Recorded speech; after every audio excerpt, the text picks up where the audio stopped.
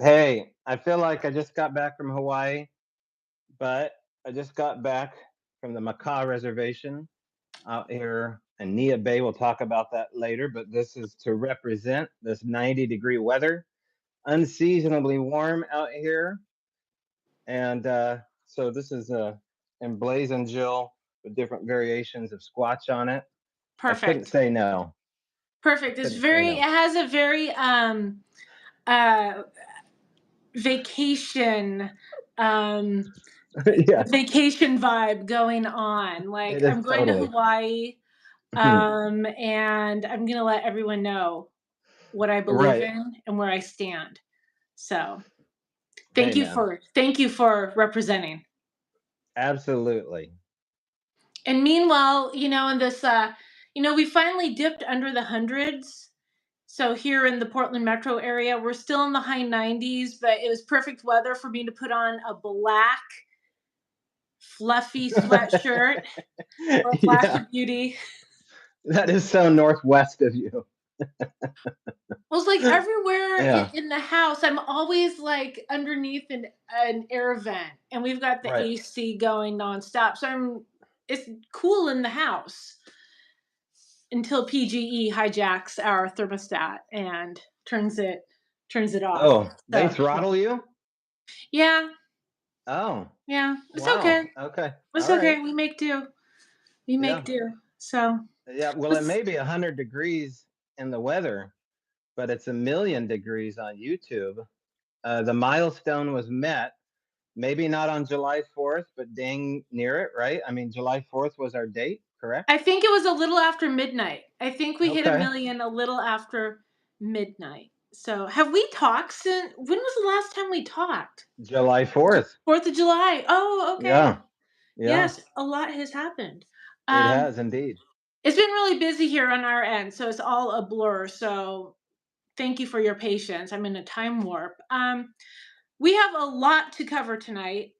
But before we do, and I just want to say hi to people in the chat. Did I see? I want to make sure I saw Arla. Is Arla there? Yes, she Mm-hmm. is. Perfect.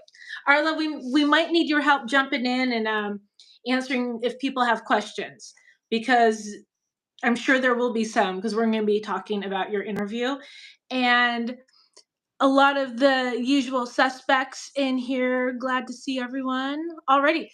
Before we get started, because I feel like I have to repeat myself in the comments later. Um, a lot of you know, so this is our Thursday live stream. Every Thursday we come on and we talk about our two documentaries, A Flash of Beauty, Bigfoot Revealed, and the sequel, A Flash of Beauty, Paranormal Bigfoot. We also discuss the full interviews from the first doc, and we're in the process of rolling out the interviews from the second documentary. Now, in the interim, we also did follow up interviews with people from the first documentary. We haven't done that yet, so we will be following up with everyone. It's just been a timing thing. We've all been so busy, and I think, Tobe, honestly, I think we're probably gonna have to push that out even more. Don't you think? The podcast. Yeah, with everything that's going on, the follow ups. It's something that we need to offer to people and give them a date when we're going to actually release the first episode. And it's really, summer. I'm telling you, right when it hit April or May, everything just kind of hit the fan for me personally. Hmm. And so our intentions are to release a weekly show like we did for season one, Yeah. and that will be on Spotify. It'll be on YouTube. You'll have video compatible with the Spotify version, which will just be the audio or whatever. But if you haven't gone back and listened to the previous podcast, I suggest you do. If you get a chance, just go over to this YouTube channel you're watching this from. Look at the old archives, and probably by the time you finish with those, we'll have our first episode ready for season two of A Flash of Beauty, the podcast. Yeah, and it's not that we quit doing it.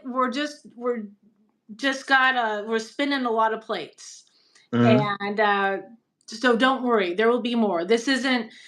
some people have left comments like, this new format with you two, you need to be talking to people again. It's like, It's coming. trust It's me, they're coming. coming. Come We on. hear you, and if we could, this is all we Yeah. would do. But not everyone has the same schedule as us, and That's right. That's true. I've been trying to get the world on my schedule, and it just hasn't happened yet. But we're working on it. Yeah, so I just wanted to kind of throw that out there because I know sometimes a lot of new people like drop in and they're like, "What's going on here? What are you guys talking about?" And we're talking about Bigfoot. Duh. Who isn't? Come on. So, moving on. Anything you want to add to that, Tobe?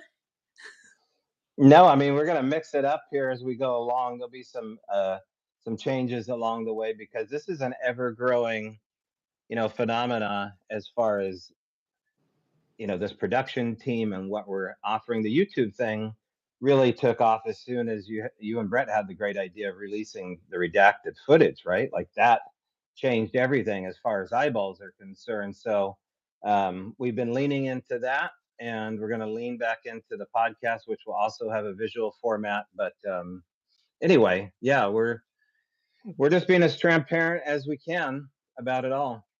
And in that's my promise to you. In addition, we're working on other interviews. Let's talk about Voices in the Wilderness. We have some big stuff lining up for that. We're really pushing hard to wrap up production, and I just want to give a special thanks. We put the trailer out, and we have gotten a lot of support, a lot of people who are supporting us with contributions. We did an Indiegogo, and those things have time limits. But what we did is we opened it up so people can continue to pledge. I mean, for $25, you can have your name in the credits. A special thanks and be part of Ron's legacy in the Voices in the Wilderness end credits. So I don't know if Brett is running the chat. Maybe he can drop the link in there if anyone else wants to be a part of that journey with us. But we're pushing hard on some interviews that are coming up, and I'm not sure how much I can say about what's coming up, but it's going to be worth it. Yeah. I've already told you. There's some bangers coming. Yeah. Good. I'm not going to say anything because I'll say too much, so zip it. Okay, well, let's get into our most recent interview that we posted, and that would be Arla Williams. She's featured prominently in the first and second documentary, and the response to her full interview has been overwhelming. People are just loving Arla and her message, and it really feels like people the community needed that interview to drop. Everyone just needed something positive, something uplifting, and Arla really delivered that. Yeah, she's she's a known quantity in the Bigfoot world who's spoken from the heart about what she believes is going on. And she's an extended experiencer, a Sasquatch contactee. She does have a lot more going on, and she touches on that than just Bigfoot on her property. It's probably a power spot. She's probably a power person. And so she's been seeing them since she's a little girl. And we're going to talk about that journey there. I've got a lot of notes there, Arla, on some of these things you divulged, although I've heard your story before in conferences, and we've had a chance to talk about that. She was one of the voices that helped Daryl and I actually on our property. And so, yeah, it's a not too often you meet a strong woman like Arla sticking to the facts, no matter how strange. That's the way I like it. And she's feisty. I like a feisty redhead. I'm just going to be blunt. I like a feisty redhead from the South, a no-nonsense, feisty woman that beats a drum. So I'm ready to go, Arla. Perfect. I'm just kind of looking through the chat right now. They're saying I need to boost the volume. Can you hear me okay? I can hear you. Okay. Well, I'll talk a little bit louder. I've got some headphones in here. I don't know how to boost the volume on these new headsets, so bear with me. Project your voice. There we go. Iambic pentameter out of the diaphragm. No. It's acting.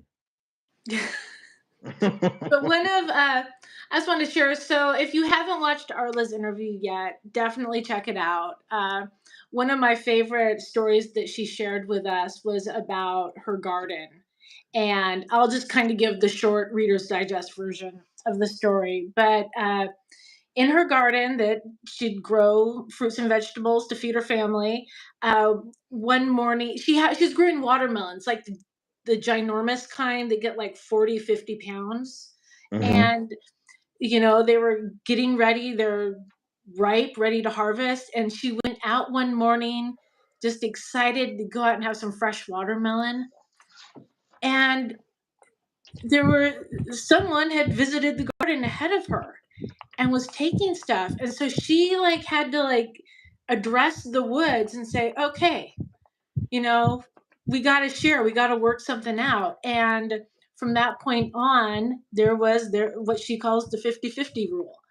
And they've abided by it too. And I don't want to get into spoilers because there's some cute little things that also happened that involved her grandson. And something that I guess you could say a gift, that was split 50-50. Well, can we talk about that a bit? Can we get into that? Yeah, sure. Let's do Okay. it. I don't want to give away a bunch of stuff, but I know. they're going to want to hear her tell this story and not us. We're just going to talk about, she puts together the recipe and serves the pie. We're just talking about the contents. So the contents of this recipe is that, and oddly enough, we're talking about apple slices here. So her grandson had these apple slices from a Happy Meal. I think I'm telling the story right. I'm pretty fresh off the video. And he wanted to leave them out for, I believe, Indigo, right? Which was her childhood Sasquatch or a Sasquatch. And they come back the next day or sometime later, and half of the apples are gone. It appears as though something has taken them, although it has done so by taking only half of the contents and then sealed the bag right back up. Now, ding, ding, ding, ding. That's how we know it's not a crow or a squirrel. It can't be those kind of things. Now we must think with our brains that this is something with an opposable thumb. And so, oh my gosh. indeed it was. And that's very familiar territory for everybody listening, as far as the frustration of trying to tell other people about this phenomena and how elegant it is and how personal it is. And, here they have these giant meat hook of these hands, right? Like huge fingers, huge hands, but they can do these amazing, simple things like pinch together the seal on a plastic bag. So I don't know. To me, that struck a chord. That's an important detail. Absolutely. And another thing that I really appreciate, and I think viewers did too, is there's the way that Arla, so she had her first encounter as a child. And when she went to her grandmother about it, her grandmother, it wasn't sensationalized. It wasn't like, you're crazy. You didn't see anything. We don't talk about it. She talked about it. I mean, it was an open discussion. It's like, those are our neighbors in the woods. And so she really had like what a safe place to talk about it and to normalize the conversation within the house. So everyone was sharing their stories and their experience and their knowledge. And so, and I can only assume, as Arla had children and, and grandchildren, is just to stay, I'm assuming, and Arla, jump in and correct me at any point, that it's just been an open conversation. And she has so much going on her property, with other things as well, in the sky, in the forest, in the air, that I think, yeah, the idea of Sasquatch is just a normal part of the conversation. But I really also appreciate there's this, you know, she says it towards the end, and it was advice that she was given by her grandmother. Don't be ugly. Don't be ugly to other people. Treat people with love and stuff. And it's just a nice message, and it translates, I also think, to how you interact in nature. If you see litter, pick it up. Mhm. Take care of your environment and stuff. And it's just that feel good, Mhm. Bigfoot interview we all needed. Sorry, Brett says my fanning's coming through. It's got a little bit warm here. I'm thinking of the heat. But I wanted to mention what Arla said here. Arla mentioned that point in regards to not being ugly. It reminds me, Arla, of a statement that Sally Walford said to me, Autumn Williams' mother, where she said, once you get involved with this, if you're honest with yourself, Bigfoot looks a lot like a hall of mirrors. And I said, well, what does that mean? Like a fun house, like trippy?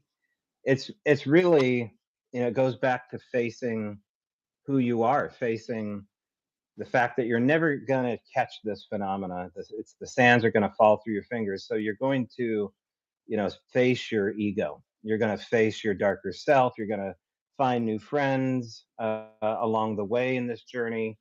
But you're also going to have to, a lot of guys have to deal with this, but confront your ego with the fact that you can't prove this. And that's where the ugly self, I think, really has come in. We cannibalize ourselves in this community so much, and it's really off-putting to the public.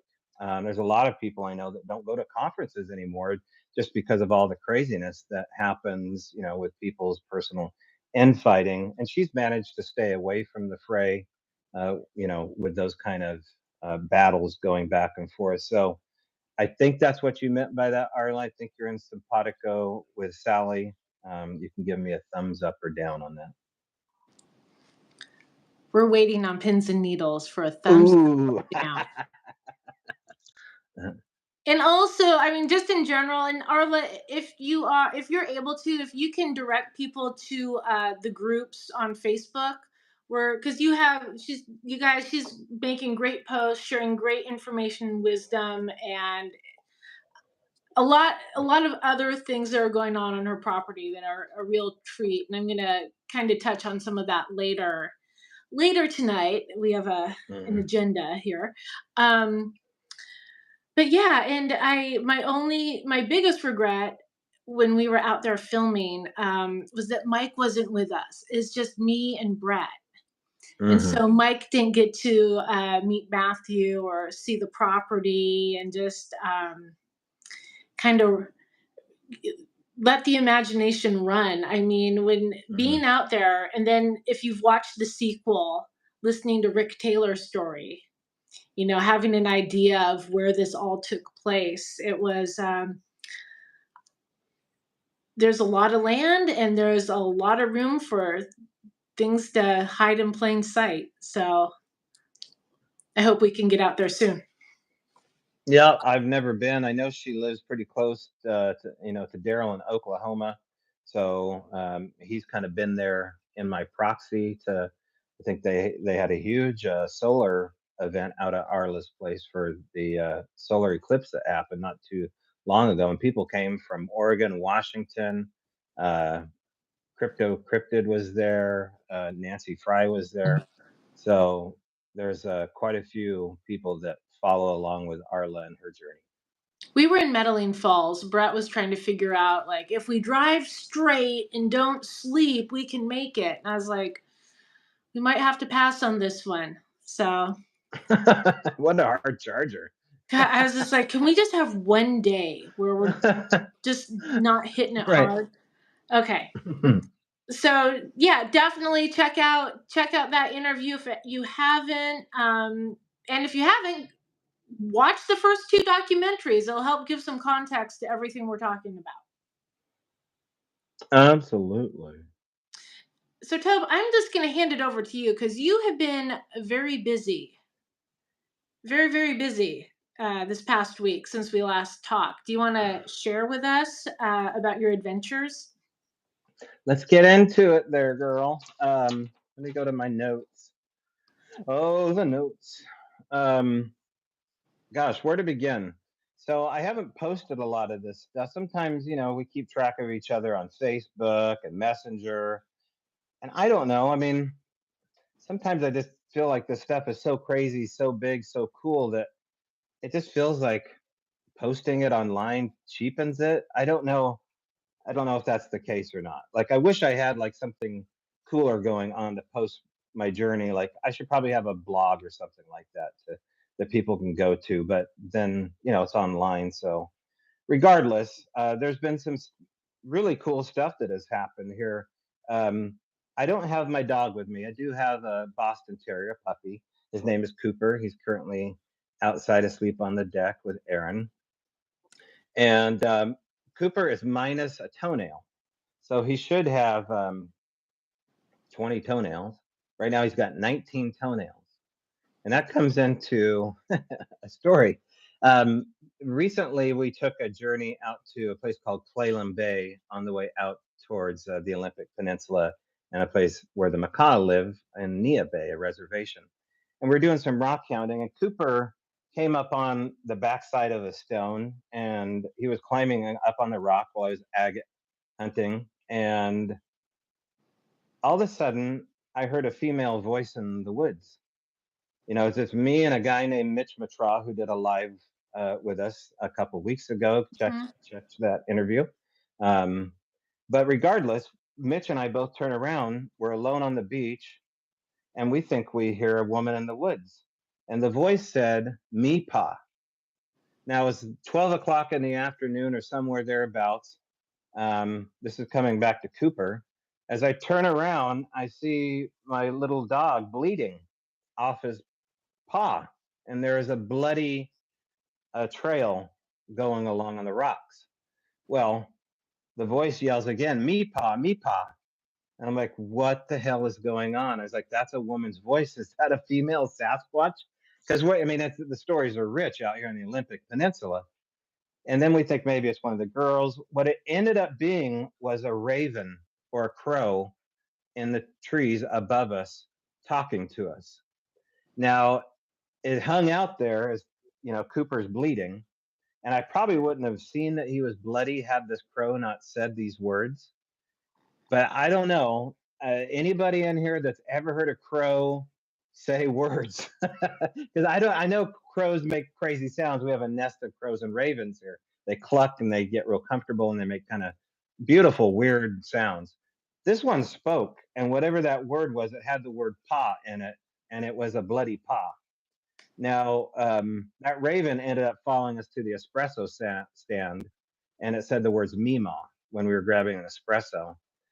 This was all witnessed by 4 or 5 people. I think birds can probably learn words. Maybe that's a macaw word. Maybe that's a native word. Maybe that's a crow word. I don't know.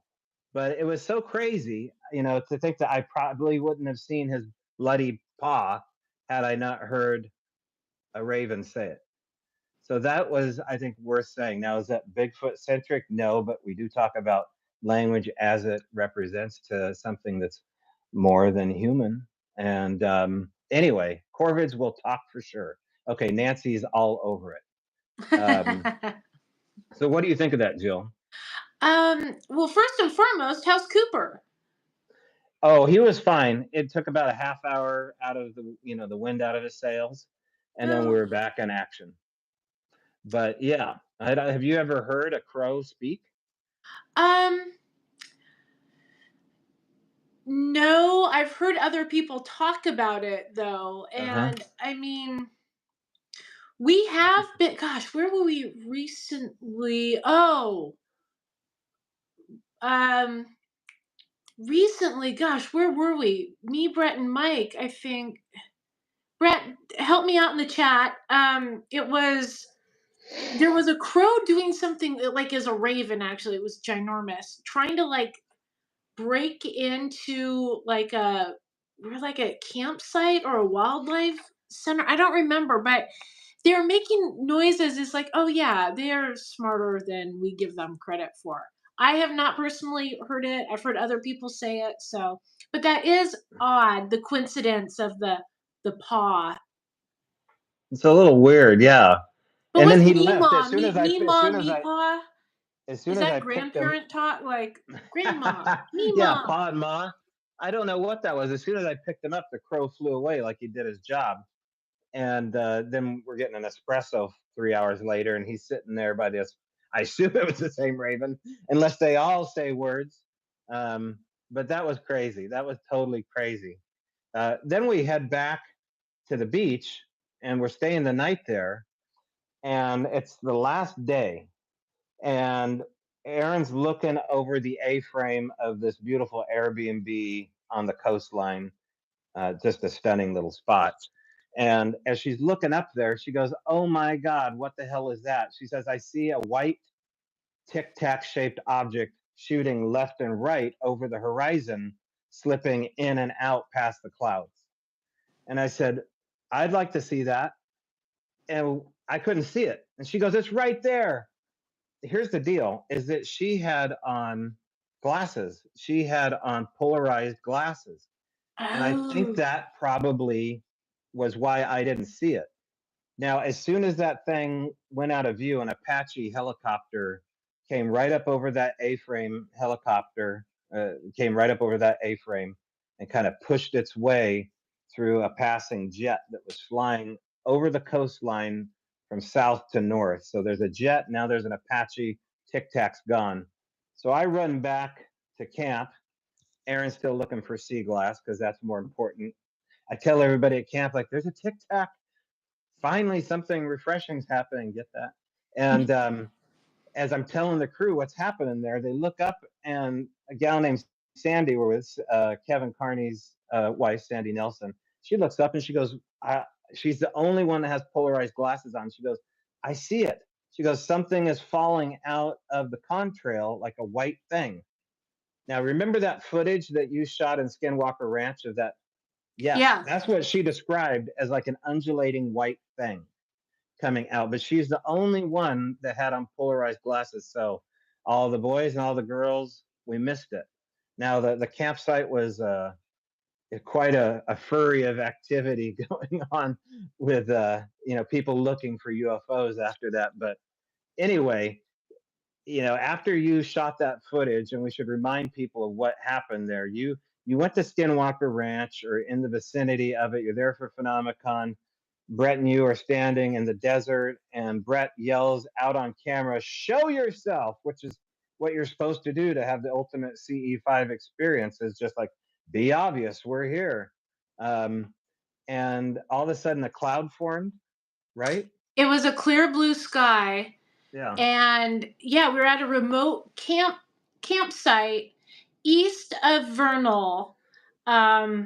We drove over to Dinosaur, Colorado, because hey, dinosaur. Yeah, right. And we were coming back, and we were actually on our way to interview Daryl Wilson, and we had some time to kill. So we were just like, we drove on our way back in, still outside the city. We went in, we pulled off at this primitive campsite, drove down a bit, and there was a big ridge ahead of us. And yeah, Brett, we were walking around. We were just very quiet, and we weren't by each other. But it was interesting because I was standing in a clearing where there were trees. It was an obvious circle. And just prior to that, like a day or two before, I'd listened to James Keenan make a presentation talking about how the Native Americans would plant trees in specific areas, like as landmarks and to represent things or and whatnot. And I was just thinking, I'm like, it feels like there's some representation, like something, there was purpose to it. And before I know it, Brett's yelling at the sky, "Show yourselves." And I was just kind of like, of course you yelled that. But after he did, without even like thinking or saying anything, I just looked up. Yeah, like a square, like a geometric cloud formed out of nothing. And we're just like, are you watching this? And then blink, this silver thing started tumbling out of it. And as that happened, then the cloud dissipated. and we're watching it. We're watching it. I'm trying to film it blindly. I'm just like, ah, because it's like sunny and overwhelming. And I will never criticize shaky UFO like cell phone footage again because I get it. Um, and then Brett's like, "Why do I not have my phone on me?" Because he left it in the car. Oh, of course. But yeah, it looked like a silver hubcap, just kind of flipping Yes. and spinning, and Yeah. it landed on the ridge. It wasn't like it dissipated or disappeared. It landed on the Mm, ridge. So Brett got his drone up in mm, the air and shot towards that direction. He started getting all sorts of weird warnings, um, of like interference and mhm. that like something was like, do not hang things off of your drone. Some weird message he's never gotten before. When he is a clear line of sight, there was nothing Which there. is totally typical for that area, like any time you There's watch Skinwalker nothing Ranch. around, Yeah. and so that was going on. Then I lost sight of it on the ridge. Mhm. Because then we got the cameras with the big lenses out trying to locate it. We're like, where'd it go? Um, Yeah, so that happened. And you know what's weird? And I don't talk about this often. I always forget. But as he was running to the car, and I filmed the initial clip of it falling, but then in the second clip, as I'm like walking towards it, and I don't know there's like an instinctual pull to walk towards things. Back Mhm. in 2017 during the eclipse, when it was totality, Oh, yeah. I just started walking towards it. And I'm just like, and I was kind of doing the same thing. I was just walking towards it, but then I literally, it was like when you bring two opposing magnets Mhm. together. I felt pushed back, and I even talk about it on the video. I'm like, I feel like I'm hitting Mhm. something or getting pushed back, but Mhm. yes, Um, that the hubcap, as it came out from behind the cloud or out through it, it reminded me of a coin when you drop it in a fountain, and it kind of, it does. You yes, know what I mean? Like a yes, coin falls in water. yes. Yeah, that's what it That's did. That's a great way of describing it. I've never heard Yeah, anyone describe it that way. But yes, absolutely. yeah. It was super weird. So that happened. Then we go to the Makah Reservation to Larry and Inella's personal, what they call the Shaman Shack, and they have some property there.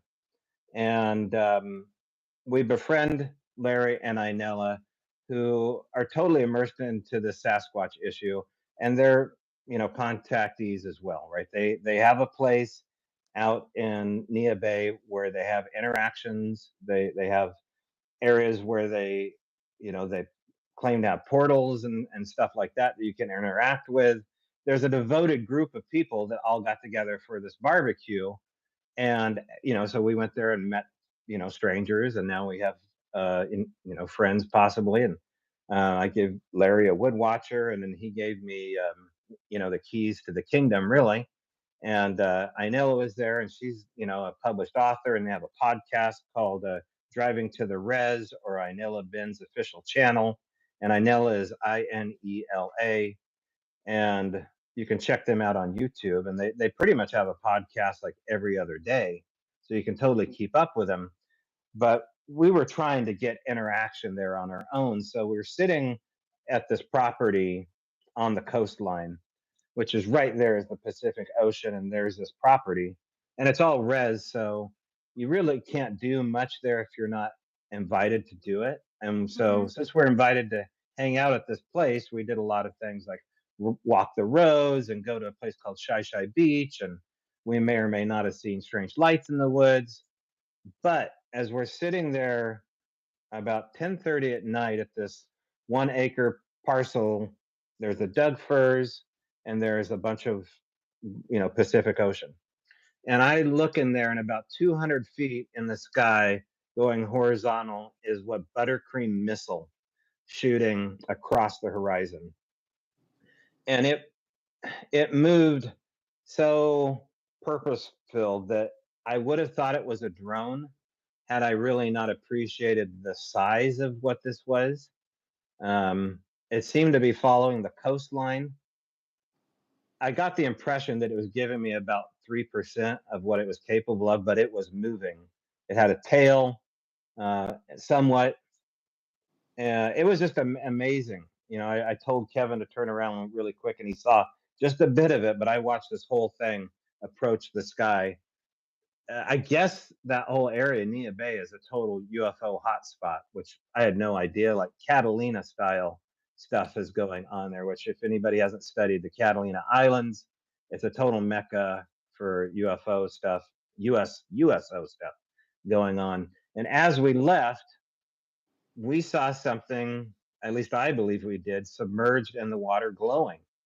It looked like, just a shiny, murky thing, maybe a half a mile away. It's 11 o'clock at night, very difficult to see, but it appeared to be well below the horizon line, underwater, just kind of. And if you haven't seen any of this footage lately, surfacing of USOs underwater, there's tons of it out there.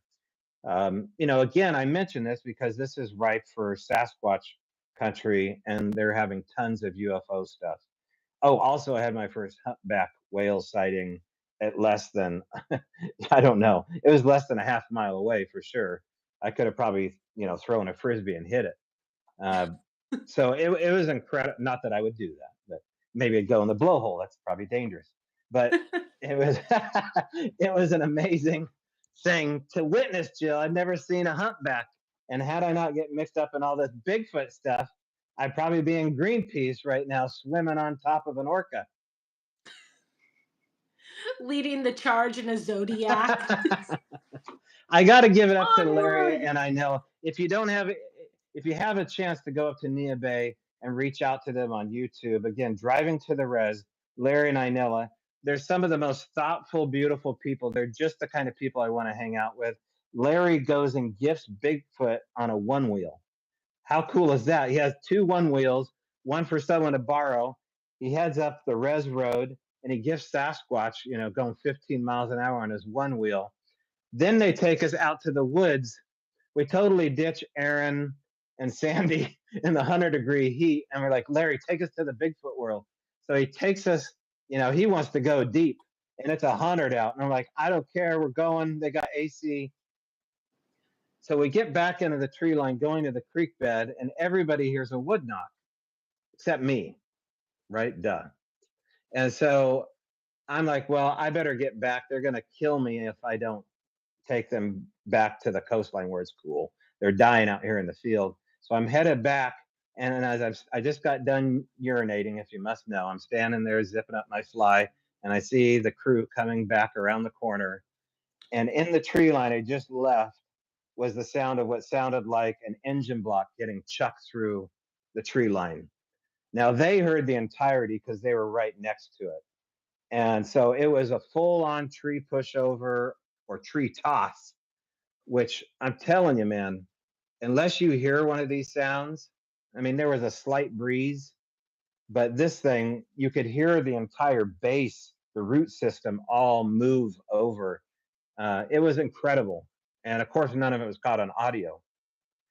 It was nuts, Jill. You got to get out there. I would love to. Now, for the people who you're with, who are regulars and live up in that region, was this just kind of normal stuff? Just No, like, oh, they were blown away. They said, we've been here in 10 years and we've never heard anything like that. I mean, Larry's a lifelong Bigfooter, right? And Inell is an experiencer. Their mouths were just like, oh, and I was like, oh my gosh, Bigfoot's throwing refrigerators in the forest. I must go see, but the girls are going to kill me if I don't get AC on their ass. So we left. We had a good story. And then we went to the beach and we cast these. Okay, so there were 4 tracks, all on the balls of their feet, about 3.5 feet apart. And so this is a left and right foot of what is most likely, it's a popular beach, first of all. We were the first ones down there. But what struck us is the fact that they were on the ball of their feet running towards the woods. and there was no slide out from someone stopping as they hit the tree line. It was a really thick, brushy tree line. And so we used mortar, actually. We didn't have hydrocal, and we used like the stuff you put between bricks, and we just mixed that up. It worked really well. But what caught us off guard, here's another one. There's a third one here, and they're all in the ball of the feet. They actually, one of them does have dermals, I think two of them actually. But the fourth track was this little thing. And it looked like a bear cub. I mean, that's, unless this is just degraded, to the point where you don't see the other big toe here, but everything looks smaller, including the little pad. So it just looks like a little tiny, cute little bear, right? Bear cub. But we don't know what was going on with that. It was our goal to cast with mortar, which we usually have hydrocal. I did, but I wanted to try something new because hydrocal is really hard to get out here.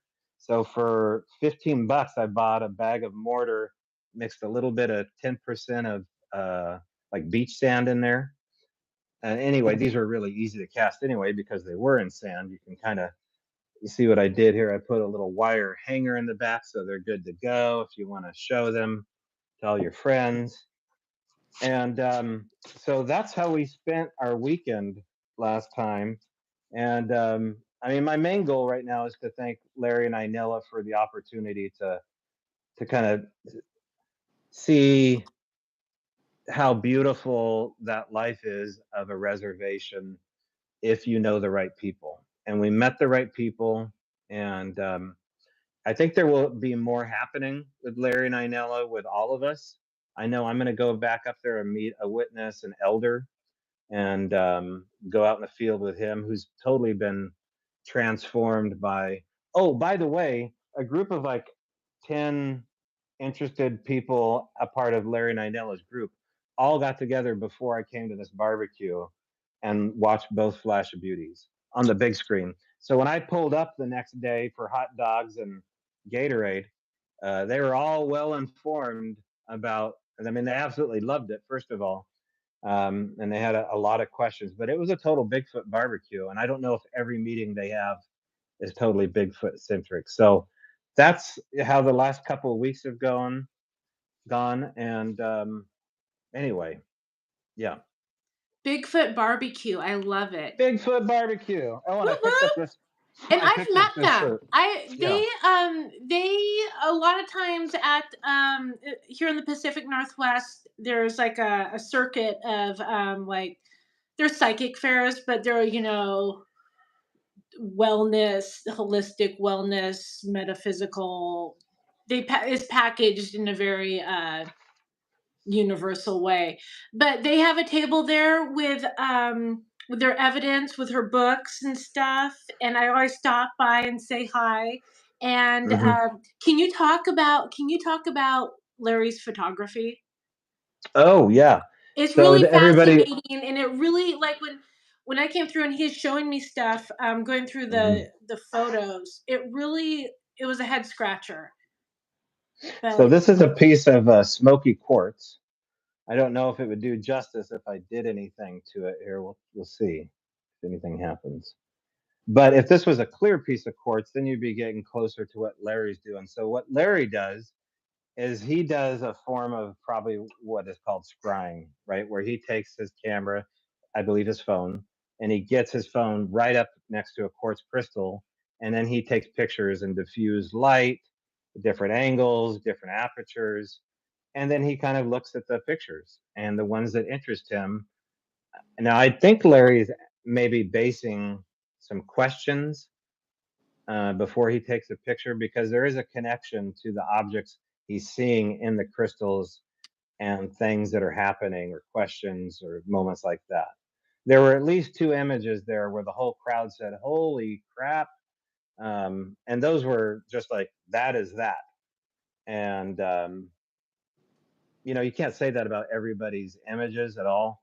I used to have a buddy that would do that with beverages. I mentioned that, where he would take his phone and lean into like a thing of high dollar whiskey and take a photo of the glass and then see certain things happening. Maybe spirits got their name by actually having spirits in them. That was one of the theories that he had. But yeah, it's amazing. I mean, they're such cool people that you want to see all the stuff, but you can't get it in a weekend. It's going to take a lifetime to get to know them. So unfortunately, it's a little bit of drive for me. Getting out to Neah Bay is, I mean, you really got to want to get there because it's a haul. And once you're there, you're there. There's no way out. I mean, you can go up the tsunami roads, but once you're there, you better know somebody there or have an Airbnb or something because it's an area, especially in the summertime, absolutely beautiful. Well, it's awesome you got good weather too, because it's Mhm. always kind of a wild card, even in the Yeah. summers up here. So, but I can also imagine the winter storms would be extremely dramatic and incredible up there. I could see that. Absolutely.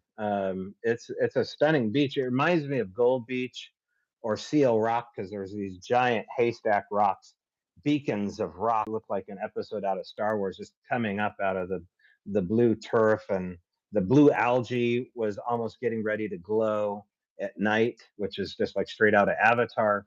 And they've got very rare shells there you cannot find on any other beach. Now you can't take anything. You can hand, here's the way it goes, is that you have to hand Larry the shell or the agate or the sea glass, and then he gifts it back to you. But locals can't take anything off the land, but there's a lot to look at. Hmm. And yeah, I mean, it's a whole different life out there. Like seeing guys ride their bike without helmets on. I haven't seen that since like the mid 80s. It's just like full on, no helmet law was uh, just, I don't know, that just struck me as wild. Driving on the beach, bonfires everywhere. It's just like freedom, right? It's just like, I want some of this. So yeah, it was a lot of fun. What were Sandy and Kevin's thoughts on everything?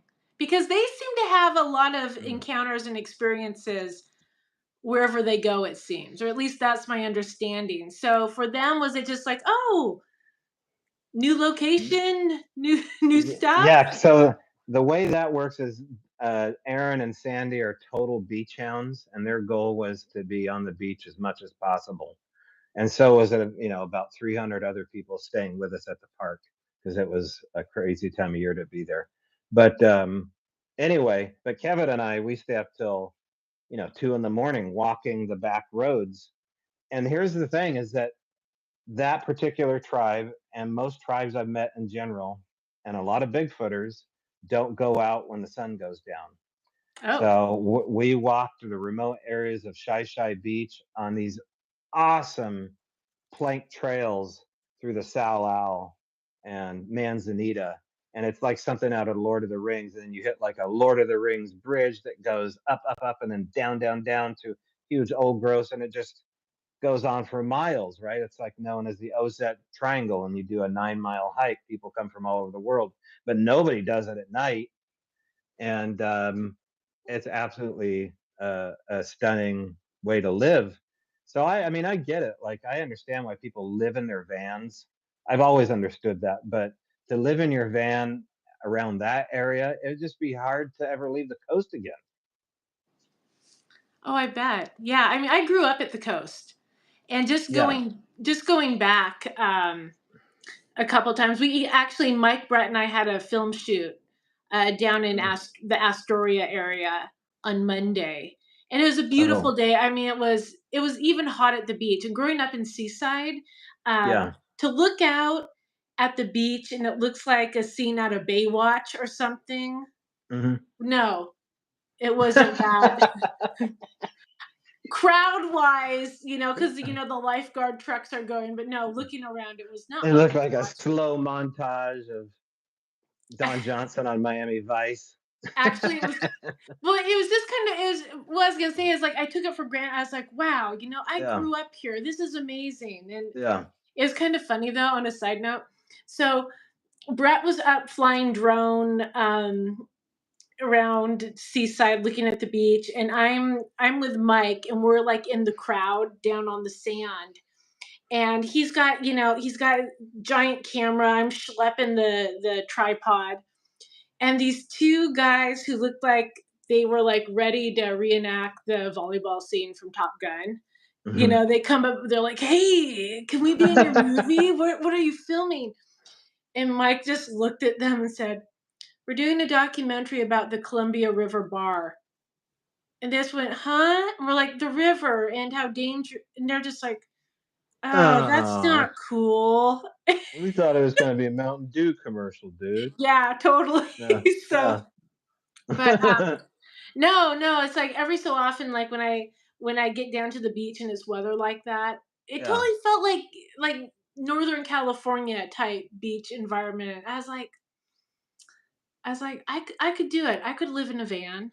I could live in like a Oh, well, Mercedes the Sprinter van van that's yeah, pimped the out and Sprinter like vans. two I hundred mean, thousand dollars of upgrades. the stuff that people drive now, it just you drool over some of these Sprinter vans that pull up, but, um, yeah, it's a way to live. Now, since we're running long in the tooth here, we may run over because I know we wanna talk about I'm switching gears here, Jill.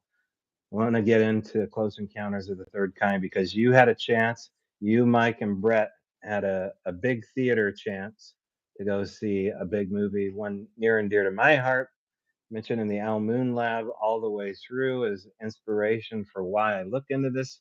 The character Roy Neary, my favorite actor, Richard Dreyfuss, maybe one of his best performances, really. Um, talk about it. So yeah, last night Brett, Mike, and I went to the theater, and it's one of those phantom events where they'll play a classic movie or whatnot. And it was Close Encounters of the Third Kind. It was the director's cut, and I've seen the movie multiple times. It's been a while. It's been a few, like maybe 3 or 4 years, but I've never seen it on the big screen. That was amazing. That was amazing. And I don't think I've watched it since we really started this whole A Flash of Beauty journey. Mhm, And when we got out of the theater, I was like, this is it.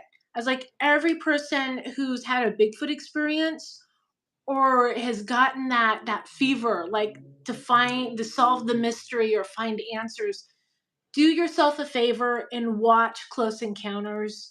Um, I mean, it so represents what so many people are going through, and that sense of wonder, that obsession of needing to know what they saw and going down that journey, and for some people mhm, stopping at nothing to find out, and the effect it has on the family, the effect it has on how people perceive your work. mhm, Even, my gosh, there's a line in the movie where Roy Neary says, "This is special. It means something."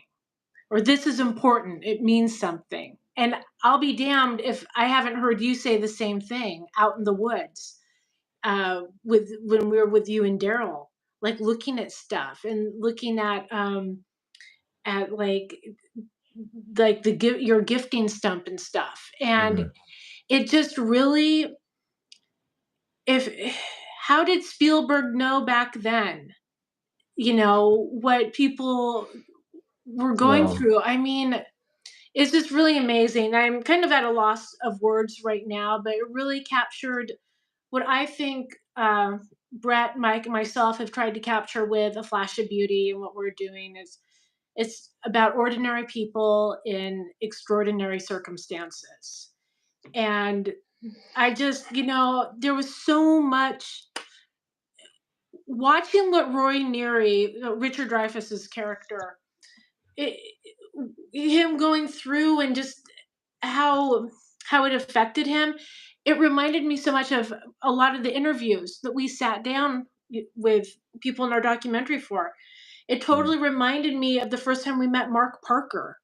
mhm, And he shared with us, it had been like a year to the day of his encounter in Eastern Oregon, and just still how fresh it was, and how like he was still like literally shaking, mhm, talking about it. And And even at the end, and this is where I wanted to circle back and touch on some of the stuff, Arla has going on her property is, she shared a video with me that's on one of her pages, and it was a light show in the sky. These weren't planes, these weren't drones, these weren't fireflies. There was something going on, and she referred to it as a light code activation. And I'll Hmm. be damned if it did not align with, like, at the end of the movie when the ships come in Hmm. and da da da da da, when they're doing that tone and the lights are Hmm. going off and the patterns and how rapid it was. That's what it reminded me of. And I was like, there's a connection here. This means something. This is important. It means something.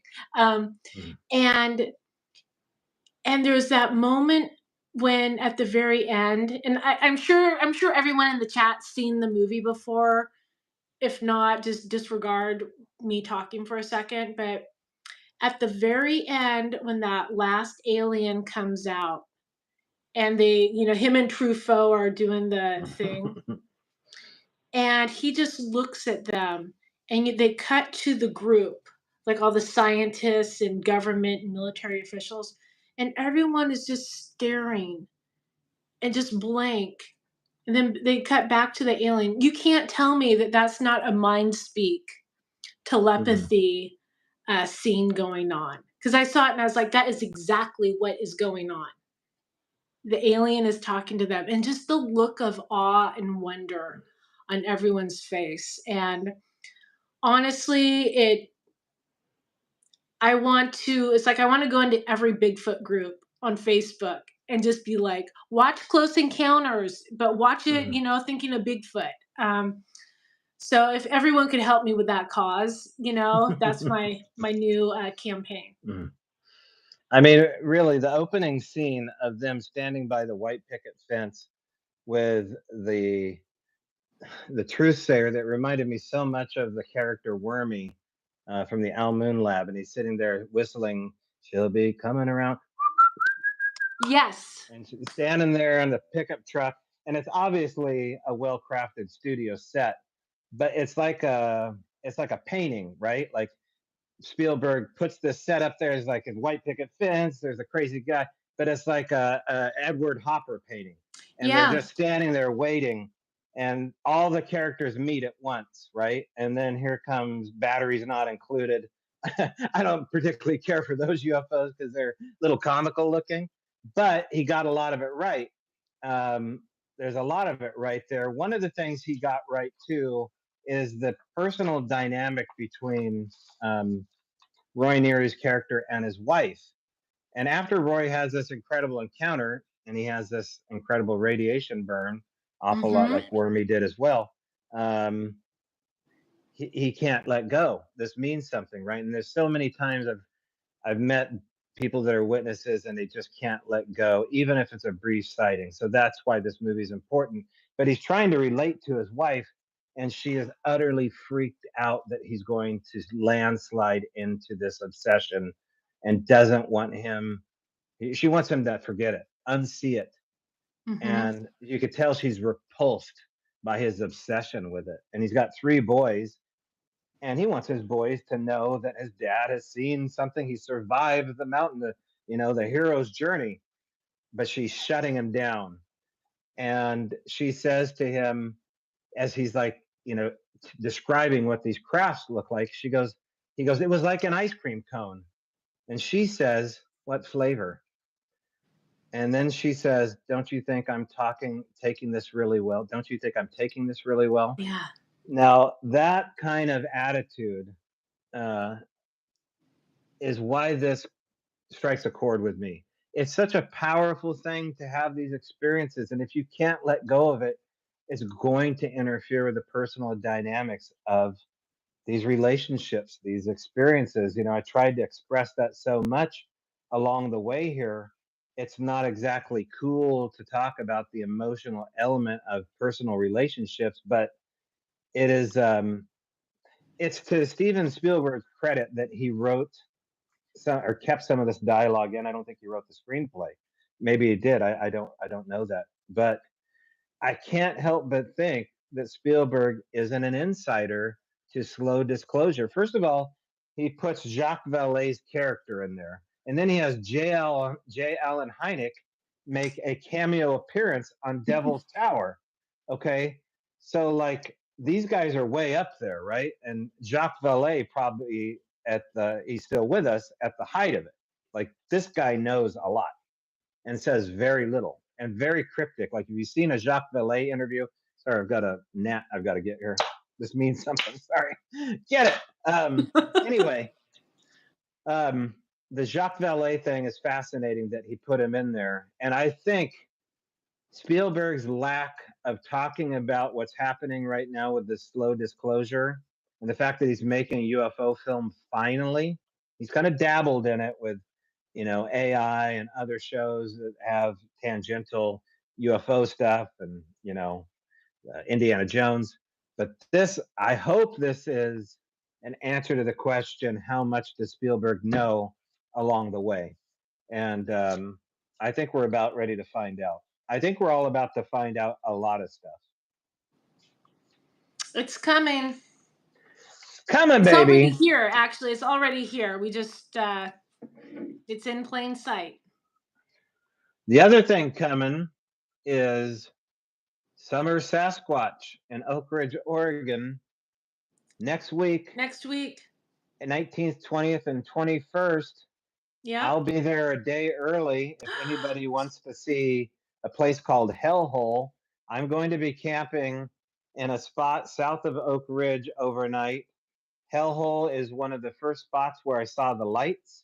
It's not on any map. It's on old maps, and it's a geological rip in the earth that you can actually go down into. It's an amazing spot. If anybody wants to reach out to me about that, they can. I'll also have some wares here. I'm going to bring some of my Green Man statues that I poured. This is it all begins really with reliefs of characters like this. This is the Green Man. You see how his lips are pursed? Sometimes people have water pushing out his mouth, but I think he's whistling, covered in foliage out there. Also, I bought some cedar slabs from Rich Germeau. I'll have some signage there. This is a Bigfoot sign you can hang up on your man cave, some cedar planks, and a bunch of other stuff. And then we'll be both doing presentations. You'll be showing both films, correct? Yeah. Friday night, we play the first movie, A Flash of Beauty, Bigfoot Revealed. And the second night, we screen Paranormal Bigfoot. Yeah, absolutely. It's an outdoor movie. Yeah, they're going to screen it in the park. It's going to be awesome. So, Tobe, next week on Thursday, what time are you going out in the woods? Well, it'll be a remainder to be seen. I don't quite know the time. It's my son's birthday, so I got to swing over there and hang out with Jude for a little bit, and then I'm headed out that way to put up stakes somewhere. So we'll see. But are you guys planning to come into town early? Yeah, we'll be there Thursday night. Okay. Well, then we'll have to get together. What's the Wi-Fi situation at the Hellhole? Can we do our live stream from the woods? Know what? Get this, Brett and Jill and everybody else. Elon said in the next 9 months, I think, there's going to be a Starlink you can put in a backpack. So it's game on. Perfect. Starlink there we go. Hellhole is, Starlink is not that big. I think you just got to have an apparatus to hook it up.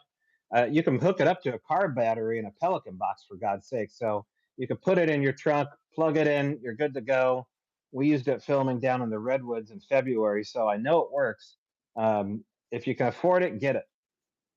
Okay. Absolutely. I'm just trying to think anything else before next. Oh, there's more. Okay. Oh, yeah. Tell me about this scavenger hunt. Oh, well, before I do, I just want to mention, go back to Close Encounters of the Third Kind. If you want to go to Devil's Tower in Wyoming, we have some squatchers that have a campground, Devil's Tower View Campground and Cafe at Highway 24, Wyoming. Give them a call at 307-467-5737. go check out Sarah Taylor. I believe she used to work at Oberta Jerky in Seattle. Her and her man are both Bigfooters, and they sit and look at Devil's Tower all day long. So I can't think of a better place to road trip if you are headed out that way. I certainly have never been there. I want to stay there, so go check that out. Also, transitioning to Olympic Strange Days coming up September 26th through 29th. Soon we'll be having a group conversation on a Zoom meeting where all the ticket holders and myself and Nancy Fry, the other founder of the group, will be getting together talking about the logistics of the site, what will be expected, getting all the questions out of the way. So if you have a ticket for that, um, get ready for an invite. Also, I'll need some t-shirt sizes or hoodie sizes. The other thing too is that we have this scavenger hunt. Now, nobody's gotten back to me yet. I feel like if anybody hasn't figured this out in the next week, I'll start dropping some major clues here at the end of the show that will get people closer to the mark. But I'm telling you, if you hop on Google and type in the word Freemason Pigpen Cipher, Pigpen, Pigpen Cipher, that will take you to a way to break the code. If you can break those 3 codes that are ciphers, I just kind of lead you to the spot. And so all you got to do is do them in order and have a good time. Go check it out, man. Try it out. And just one other event that took place, if you haven't had a chance, Henry Franzoni was on Coast to Coast AM. I don't know if you caught his show or not, but it was a wild ride. It was if you haven't seen Henry's 2 interviews on our channel, definitely check out Coast to Coast AM. He gosh, was that Saturday night? Yeah, Saturday or Sunday. It's that weird thing where like at midnight, because technically it's a new day. It says it's Sunday, but it's really like Saturday night. Last Saturday that he was on. It's a great recap, and he really fleshes out what's going on with Henry. Henry, if you're still online, I think it's such a benefit to have you a part of this community. The words you have spoken on all the interviews you've done with Brett and Jill, I think will go down in history. And we talked a lot about it actually this weekend. And I've had some people step up along the way here and totally validate what Henry has said in these YouTube videos. And that means a lot to me. I hope it means a lot to people listening, and including you, Henry. So for what it's worth, go back and drop a bomb with Franzoni. It's a wild ride, Franzoni. It's a wild ride. Absolutely. Yeah. Well, Tobe, let me look over my list. Let's see here. Oh, I do want to mention that when I was at Phenomenacon last year, I walked up to Dr. Travis Taylor with a pack of Tic Tacs, and I had him autograph them because I couldn't get I couldn't get any of the pilots of the Nimitz there, but he did. He thought it was pretty funny. So we're just keeping sense of humor here with the locals. You gotta have fun with this phenomena, right? You gotta keep your sense of humor, and most important, be able to laugh at yourself when you need to. So all right. Alrighty. So I will see you next week. And now, how's that going to work logistically? We're going to possibly not be in town. We're going to have to figure that out, hellhole and all. We're creative people, and yeah. coming up with solutions to challenges. Well, now let's just say, what if we do like maybe we'll offer an earlier show.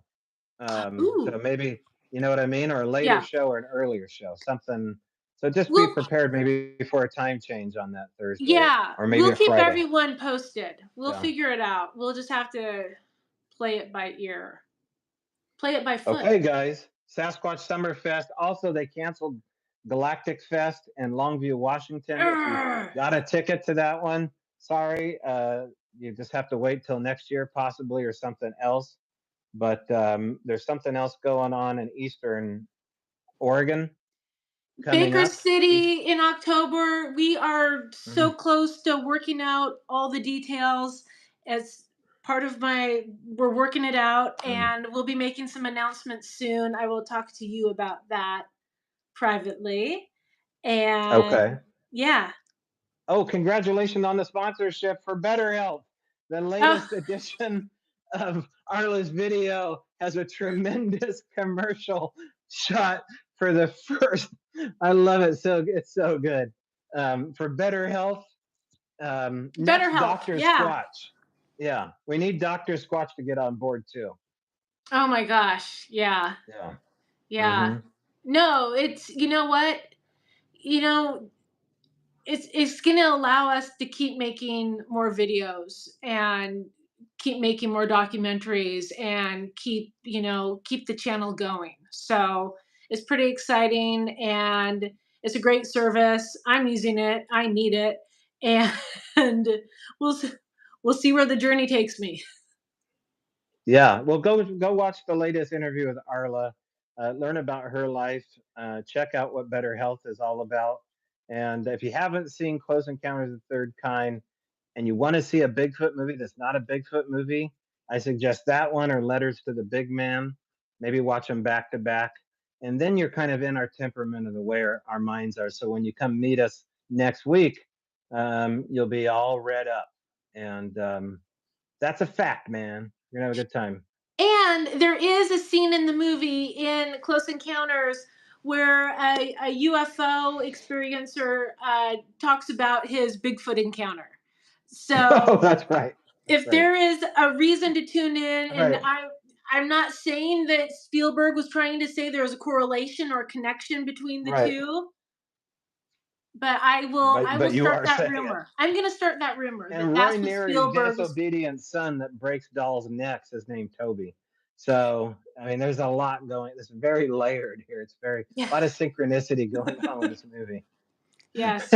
No coincidences. It's all Yeah, falling into place. it totally is. All right. Good to see you, Jill. Good to see you, Brett. Thanks for watching, everybody. And we will see you in the trees or Oak Ridge next week. Sounds good. Everyone have a All right. good safe night. See you later. Bye bye.